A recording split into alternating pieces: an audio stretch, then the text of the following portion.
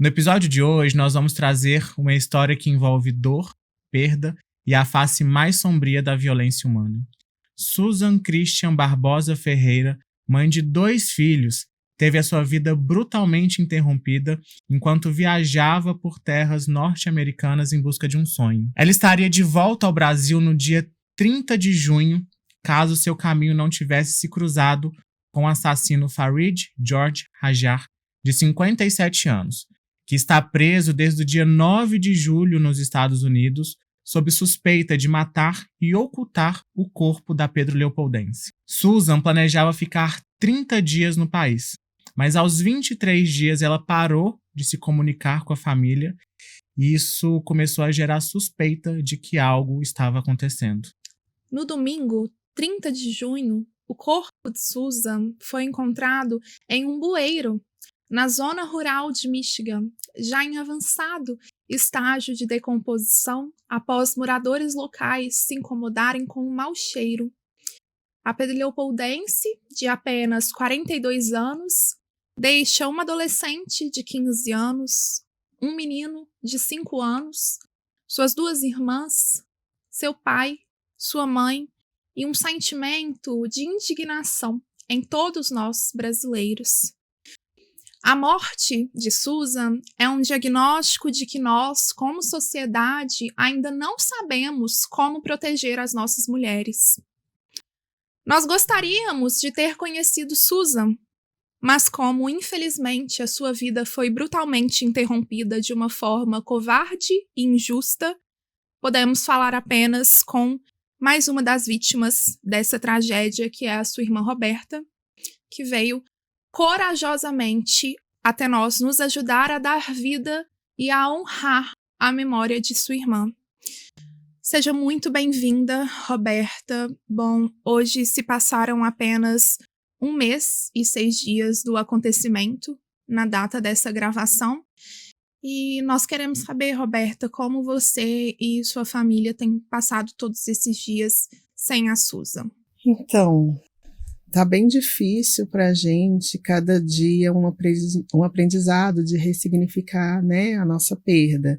No começo foi bem difícil, porque eu tive que dar notícia para o meu pai, para minha mãe e para minha sobrinha, né, que eu estava em contato com a minha irmã Renata, ela não mora aqui, e ela que ficou conversando com o detetive, porque ela fala inglês, né, então ela ficou intermediando e ela me deu essa notícia, né, e eu peguei e passei logo eu contei para minha sobrinha e depois para os meus pais, então foi um dia muito difícil, além da notícia para mim, né, foi muito difícil e está sendo, né, cada dia é um dia diferente que a gente vive do luto, assim. Imagino. Roberta, antes da gente entrar nesse assunto para esclarecer e contar para os nossos ouvintes o que aconteceu, a maneira como aconteceu, a gente gostaria de conhecer a Susan. Quem era a sua irmã, que passou a infância com você? Quem era ela? Quais eram os sonhos dela? A Susan, ela cuidou muito de mim quando eu era pequena, porque minha mãe saía para trabalhar e ela ficava cuidando de mim. Aí ela falava, se aprontava e eles batiam, era em mim. E ela era muito responsável, ela era a mais extrovertida, assim, de nós 3, a mais brincalhona. E ela sempre muito família, muito preocupada com a gente, né? Ela começou a trabalhar cedo, aos 14 anos de idade. Minha mãe teve até que assinar, né, para ela começar a trabalhar, porque era menor. E ela, todo o dinheiro, assim, era destinado lá para alimentação, né, lá da minha casa. Ela era muito preocupada, muito família. Ela conversava muito com a minha mãe, né, nessa época, assim, contava todo o seu dia, muito carismática, sorridente, ela era a nossa alegria. Eu vi em uma outra entrevista, né, que vocês deram, que sua mãe falou que ela faltava imaginar o que ela estava querendo, o que ela precisava. Isso, ela era muito preocupada, sabe? Várias vezes acontecia alguma coisa assim, que ela pudesse ajudar com um conhecido, um amigo, ela estava ali ajudando, doando também, ela tirava dela para dar para as pessoas, sabe? E muito preocupada com minha mãe também, o que minha mãe estava sentindo, se minha mãe estava bem, se estava mal, sempre preocupando com a alimentação da minha mãe. Ela era muito preocupada com todos nós. E como que ela era como mãe? dos dois? Ai, a Suzy era uma mãezona, assim, muito disciplinar, muito cuidadosa, ela tinha muito cuidado e carinho com os filhos, sabe? Os filhos eram tudo para ela, assim. A Melissa, de 16 anos, muito preocupada, né, com a educação, com o psicológico também da adolescente, né? Ela, a todo tempo, estava auxiliando, né? A filha, né? Procurando ver o que ela estava precisando, o que ela queria também, né? Tudo que ela podia dar, ela fez em vida para seus filhos. O pequeno Zac também, né? De 5 anos, ela era uma mãezona, cuidava, era muito higiênica, queria ficar, dava 2, 3 banhos nele por dia, de tão, assim, cuidadosa que ela era, assim. Ela era detalhista, com a atenção dos filhos, né? Isso, com a atenção dos filhos, bem detalhista, assim. Vamos reconstruir um pouquinho da trajetória da Susan, Roberta, porque os fatos trágicos que ocorreram já é do conhecimento de todos, e a nossa intenção aqui é dar vida mesmo à memória dela. A gente tem curiosidade de entender quais eram os sonhos dela, né? Como que foi ocorrendo a vida dela até ela decidir fazer essa viagem que foi fatal. Então, a Susan, ela era casada, houve uma separação no ano passado, aí o meu noivo, ele tem uma empresa de importação, aí nós queríamos ajudar ela, convidamos ela para trabalhar com a gente, né, ela começou esse ano, né, e nosso negócio é pequeno aqui, e a gente tinha possibilidade de expandir, né, para os Estados Unidos. Aí a gente pensou em mandá-la para lá, porque aumentando, né, o negócio, poderia realizar, né, os dela também. Ela tinha um sonho de comprar uma casinha para ela, para as crianças viverem. Era muito preocupada com a estabilidade. E ela estava toda feliz. Nossa, eu vou para lá, vou conseguir, né, alugar um lugar para a gente poder vender. Consegui comprar uma casinha para mim, para minha mãe também, sempre preocupada com minha mãe, queria que minha mãe ficasse do lado, assim.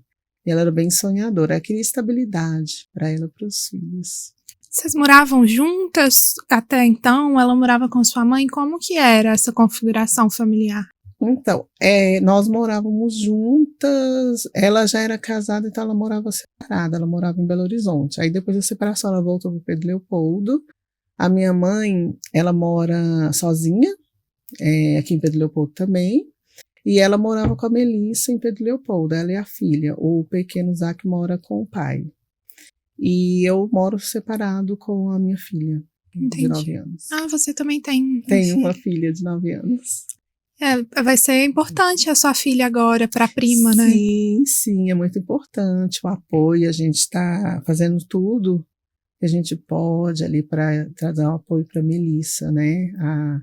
A minha filha de 9 anos também muito preocupada com a prima, né? Tenta agradar, tenta ali, né? Fazer com que fique confortável para ela, né? À medida do possível.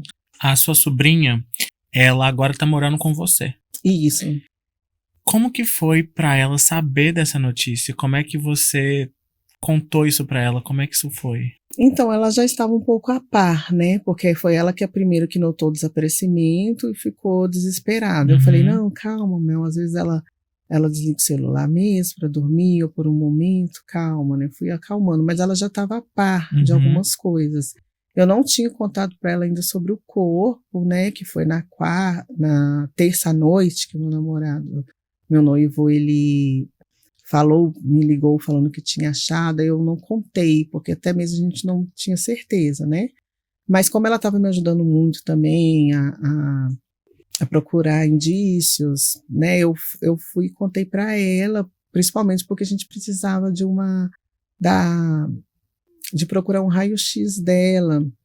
Nós fomos até o dentista, né, que ela tratava, ela me ajudou a fotografar, a escanear, para mandar bem nítido. Então, aí, ela já estava assim, né, ela estava bem firme. Aí, depois que a minha irmã me falou que, quando foi? Foi na madrugada, ela me ligou falando que o raio-x tinha identificado, né? Eu não esperei amanhecer para poder contar para Melissa. E foi assim devastador. Ela ficou desolada quando eu tive que dar essa notícia. No momento ali que ela estava escaneando os raios-x para encaminhar para as autoridades, ela sabia ali o que ela estava fazendo, ela entendia que seria para reconhecer o corpo. Sim, tanto que a gente se emocionou bastante, né, de ver aquelas fotos, né, assim, de saber que tinha essa possibilidade. Antes a gente não contava com essa possibilidade de morte, né, era só um desaparecimento, e a gente tinha esperanças, né, então foi muito difícil. Mas, graças a Deus, a gente se uniu, assim, tanto ela me ajudou, ela foi comigo dar notícia para os meus pais, ela estava presente porque eu precisava, né, era como se ela me desse força e eu desse força para ela também, e assim, para minha mãe, para o meu pai. Como é que os seus pais receberam a notícia, Roberto? Olha, a minha mãe, ela é muito emotiva, então ela fez um escândalo, assim, foi bem difícil, sabe? Foi umas 5 horas, assim, ela gritando, ela chorando, ela não se acalmava, eu até convenci ela a tomar um calmante, aí ela já ficou mais, assim, digamos, contida, sabe? Com o calmante que a gente conseguiu dar para ela, mas, assim, minha mãe tá custando a comer, não dorme muito bem. Meu pai já teve a reação assim, ele já estava machucado, não estava com o ombro quebrado por causa do acidente. E foi bem, eu achei que para ele seria mais fácil, mas não foi. Ele ficou meio assim, diferente, assim, os pensamentos, ele ficou meio assim, fora de si, sabe? Estado de choque, né? Isso. A gente até levou e ele está tomando 2 remédios, né? Um de manhã e um à noite para dormir, porque ele ficou bem abalado, assim, sabe? Ele saiu de si. E quem é que está sendo a fortaleza de vocês nesse momento, Roberto? Onde é que vocês estão buscando força para enfrentar tudo isso? Porque, além dessa tragédia brutal que aconteceu com a Susan, ainda tem um outro grande detalhe, que é que vocês estão muito distantes de onde tudo aconteceu, e você não pode ir para lá porque você não tem visto para poder fazer com que as coisas se adiantem, né? Que você esteja presente ali. Onde é que vocês estão tirando forças? Primeiramente, Deus, né, está dando forças para todos nós, e a gente está se agarrando nesse último, a gente está com muita esperança de poder ver ela, sabe? Seja do jeito que for, eu quero ver a minha irmã. Eu sei que ela não vai estar ali do jeito que ela saiu, né? Mas eu queria muito poder ver ela do jeito que ela está. É muito importante para mim, para minha mãe e para o meu pai. Então a gente está se agarrando a isso também, além de ver ele lá preso, né, pelo que ele fez, que isso confortou, poder ver ela de novo, mais um pouquinho. Entendi. O Farid George Ajar, de 57 anos, qual que foi o momento que ele foi incluído nessa história como o principal suspeito? Quando ela entrou na casa dele, eu não sabia quem era, eu só passei o endereço, né, para os detetives, né, e eles informaram que era esse senhor. Aí eu não tive mais dúvidas, eu disse, não, só pode ser ele, porque eles me falaram que ele morava com 2 filhos e uma mãe idosa, né, então só poderia ser ele, depois que foram à casa dessa pessoa, né, nos informaram, né. E tem alguma... Só para ficar claro que você mencionou que você passou o endereço para as autoridades, isso porque você conseguiu localizar a última... localização do telefone, né? Do Isso, celular. a gente entrou no e-mail dela, porque a gente tinha senha, conseguimos ver a linha do tempo dela. Aí a gente encontrou quando ela chegou e até quando ela saiu, que estava marcando. Mas, na verdade, ela não saiu, o celular dela foi desligado, porque ele não marcou mais nada. E antes ele estava marcando o dia inteiro. Entendi. Então o telefone dela foi desligado na casa dele, Isso. onde ele supostamente morava com os filhos e a mãe idosa. Isso. Tem alguma suspeita, alguma indicação de que o crime tenha acontecido na casa dele? Sim, porque ela não saiu, as câmeras não mostram ela saindo, Entendi. né? Na linha do tempo estava escrito assim, 3h30 saiu, mas não marcou mais nada. Aí a gente supôs que ele deu um passo para fora da casa e desligou os telefones, porque estava Entendi. marcando o dia inteiro. Como que ela saiu da casa e não marcou mais? Entendi. Sim. Aí a gente falou, ele desligou, ele deu um passo para fora da casa para marcar, saiu e desligou o telefone. E como ela não saiu, como eles viram na câmera, entrou com uma mala e não saiu, então assim, alguma coisa aconteceu ali dentro daquela casa. E até hoje não se tem nem notícia das coisas pessoais dela, da mala que ela tava. Não, o juiz perguntou nessa última audiência, ele ficou até bravo, porque ele perguntava e eles falavam outras coisas. Ele disse, mas eu quero saber dos pertences dela, ela entrou com essa mala lá. Porque ele alega que ele chamou um carro para ela. E isso Uber, a e ela gente saiu. sabe, só para as pessoas entenderem, porque a gente tem acesso a imagens de segurança dela entrando voluntariamente num carro de aplicativo com uma mala. Isso, quando saiu do hotel. Quando ela saiu do hotel, Isso. ela sai com uma mala. Isso. A última localização dela é na casa dele. Isso. E nós não sabemos mais onde se encontra essa mala. Não, e ela não saiu. Ele saiu nesse mesmo dia mais tarde. Ele saiu, foi até o local do corpo, onde o corpo estava, e voltou. Isso foi que a polícia conseguiu a localização do trajeto dele, do Isso, GPS do do carro, né? Exato. Uhum. E ela não foi vista nunca mais saindo. Como que uma pessoa não sai? Entra e não sai nunca mais. Além dele ter mentido, falou que chamou um carro de aplicativo para ela, que ela saiu. E não tem ela saindo nas câmeras. E ele mentiu muitas vezes também, né? Porque quando a polícia o procurou pela primeira vez, ele disse que não conhecia a Susan. Isso. Certo? Aí ele falou, não conheço, não esteve aqui. Ok. E tem uma informação que me choca bastante para tentar. Eu não sei qual é o seu desejo, o desejo da sua família, Roberta, mas eu fico muito curioso para eu entender de fato quem é este Farid George Hajar, que no dia da audiência que teve há poucos dias atrás, estava cheio de familiares, cheio de vizinhos lá, alegando que ele era uma boa pessoa. Uma boa pessoa está envolvida num crime, num assassinato? Eu acho que existe também uma questão que complica muito tudo isso e facilita para que as pessoas lá queiram defendê-lo, é que existe o estereótipo da brasileira nos Estados Unidos. Né? Esse estereótipo recai sobre todas nós brasileiras, brancas, pretas, pardas, né?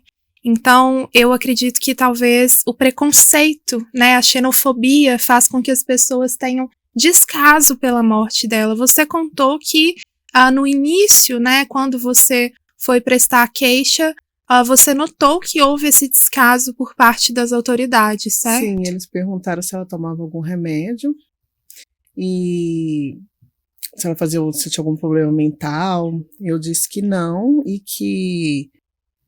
que não era da rotina dela ela fazer essas coisas, né? Aí como eles foram também na casa dele, ele falou que não conhecia, né? Vamos descartar, né? Não tem indício de crime aí, né?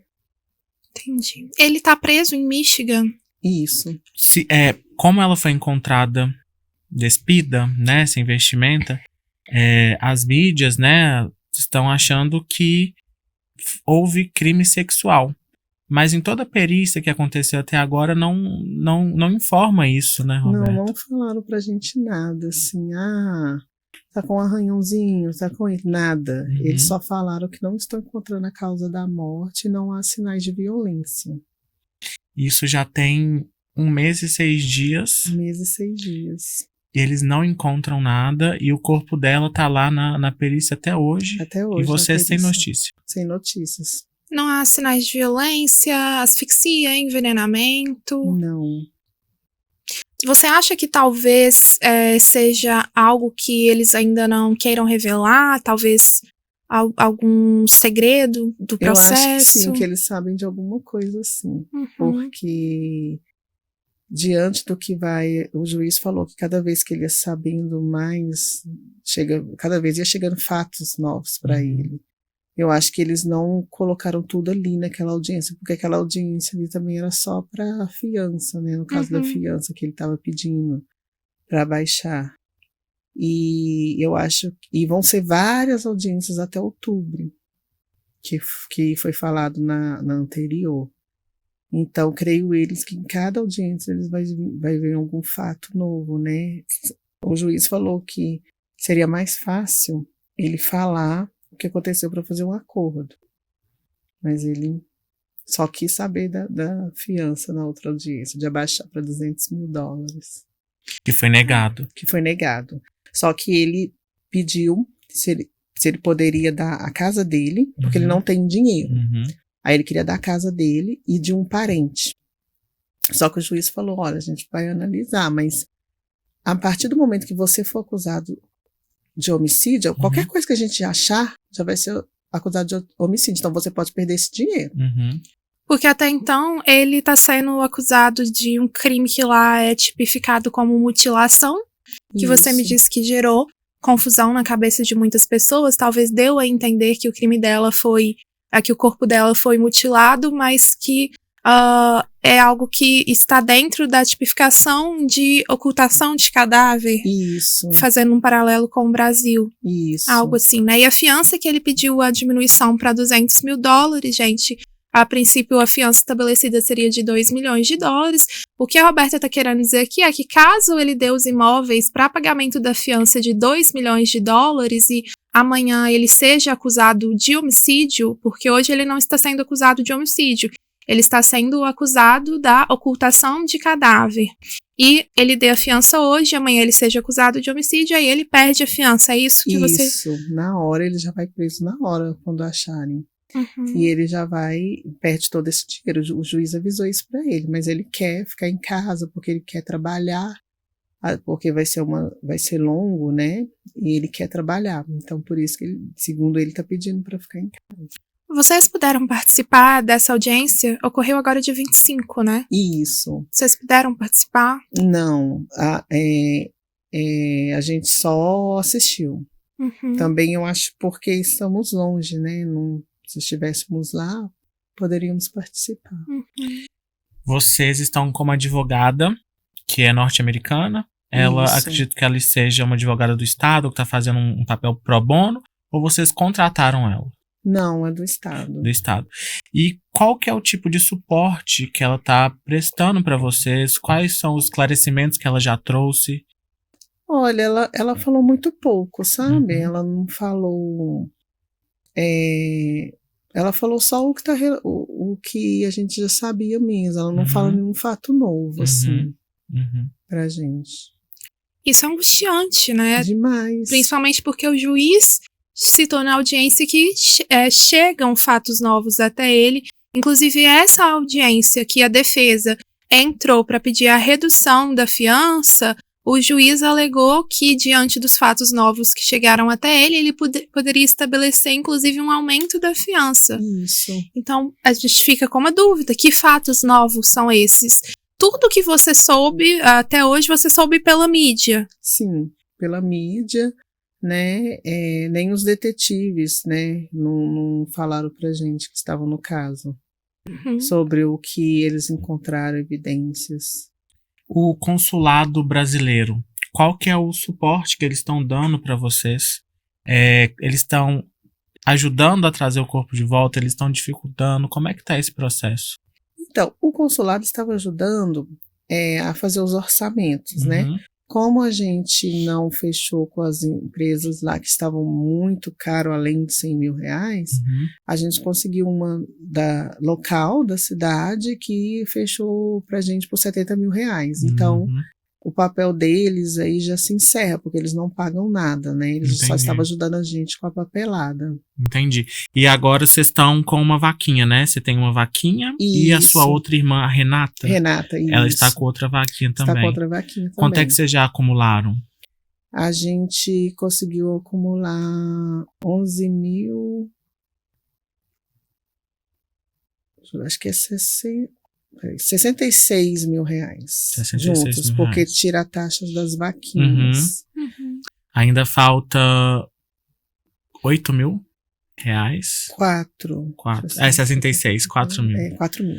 4 mil reais para poder trazer o corpo da Susan de volta. E tem alguma data para trazer ou é só depois que passar tudo lá em outubro? Então, eles deram pra gente a data de até 4 a 5 semanas, né? Uhum. Que daria no começo de agosto. Uhum. E mais 7 dias para desenrolar toda a papelada e trazer.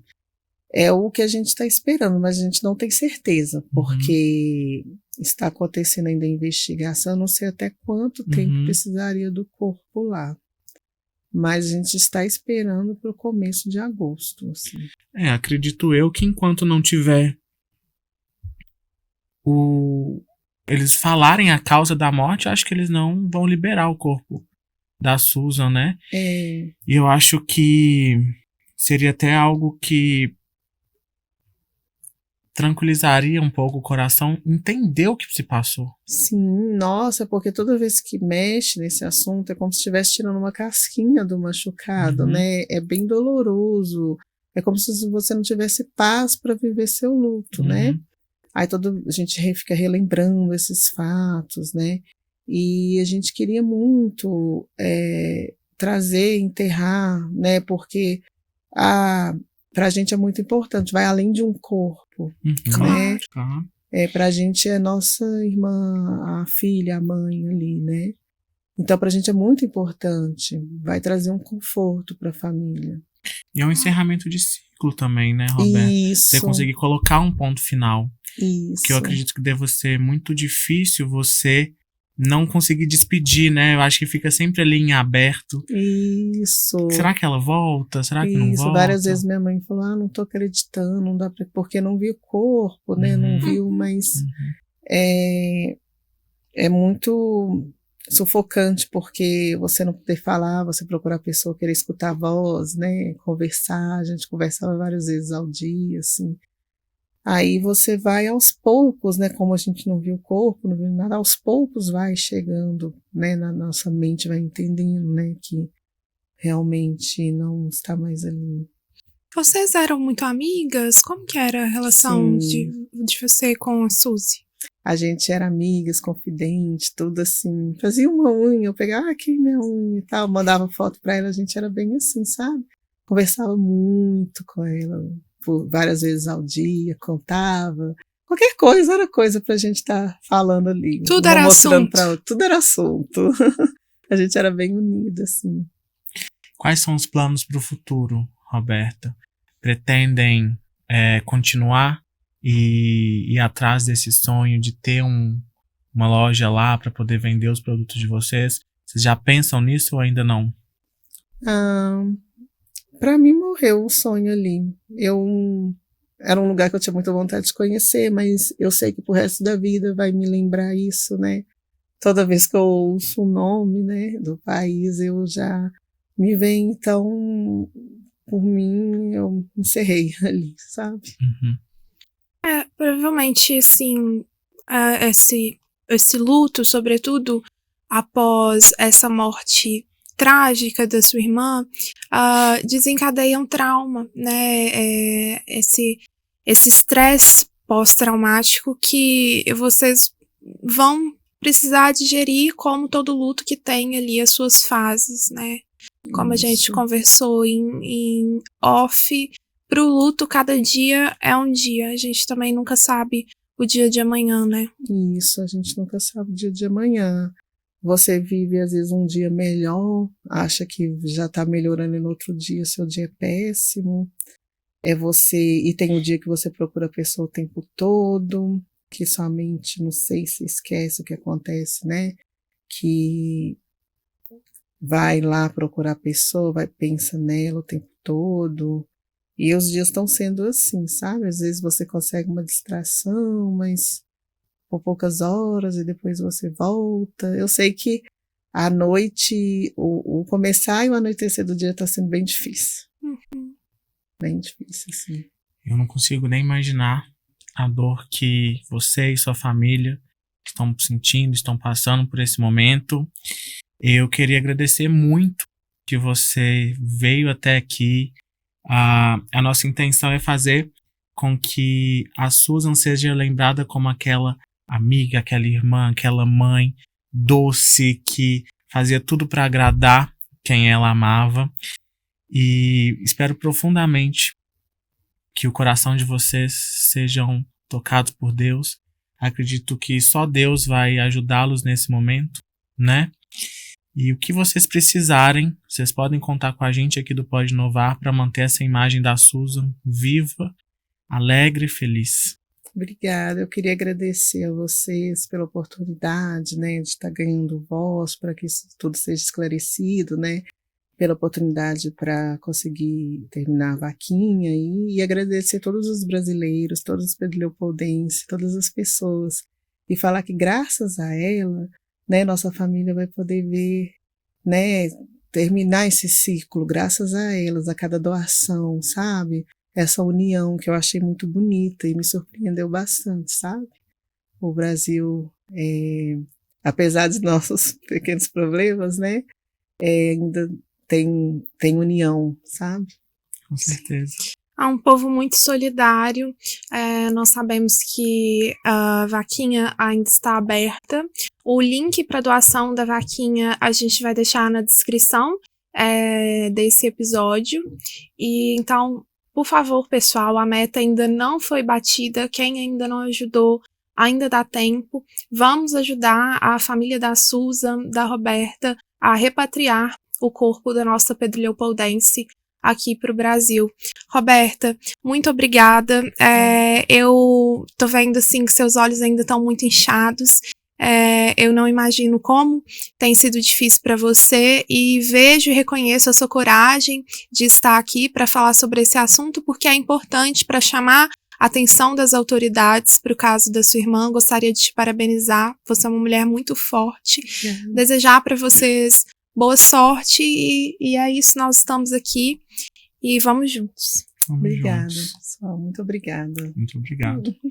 Gente, como a Tayane falou, o link da vaquinha tá aqui na descrição. Se você ainda não doou, doe e compartilhe.